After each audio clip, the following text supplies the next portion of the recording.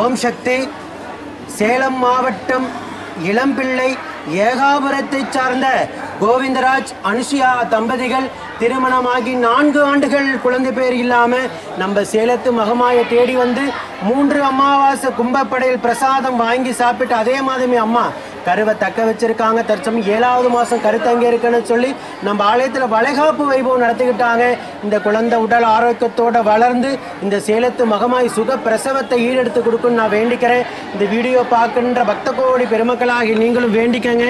ஓம் சக்தி பராசக்தி. இந்த கோயில் எப்படிப்பா முத தெரியும்? ஃபேஸ்புக்கில் பார்த்துருந்தீங்க. சரிப்பா.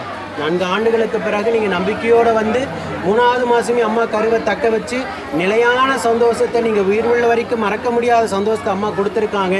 மக்களுக்கு நீங்கள் ஏதாவது சொல்ல விரும்புகிறீங்களா? பக்தர்களுக்கு சாமி தான் தோணும். அம்மா துணையாக இருக்காங்க. பக்தர்களுக்கு என்ன சொல்கிறீங்க? இந்த சந்தோஷத்தை அம்மா கொடுத்துருக்காங்க, என்ன நினைக்கிறீங்க அம்மாவை பற்றி? சொல்ல வார்த்தைகள் இல்லை. இந்த அளவுக்கு அம்மா உங்களுக்கு சந்தோஷத்தை அள்ளி கொடுத்துருக்காங்க.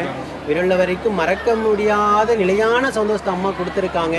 உங்களுக்கு சுகப்பிரசவம் பக்தர்களும் வேண்டிக்குவாங்க. அம்மாவை தேடி வர அத்தனை பேர்த்துக்குமே குழந்தை வரத்தை இந்த சேலத்து மகமாய் ஈரெடுத்து கொடுக்குன்னு சேலத்து மகமாயோட பக்தர்கள் அத்தனை பேரும் வேண்டிக்கங்க.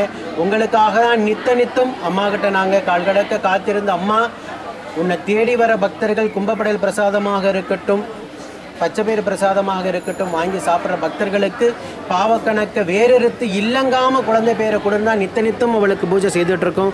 ஓம் சக்தி பராசக்தி.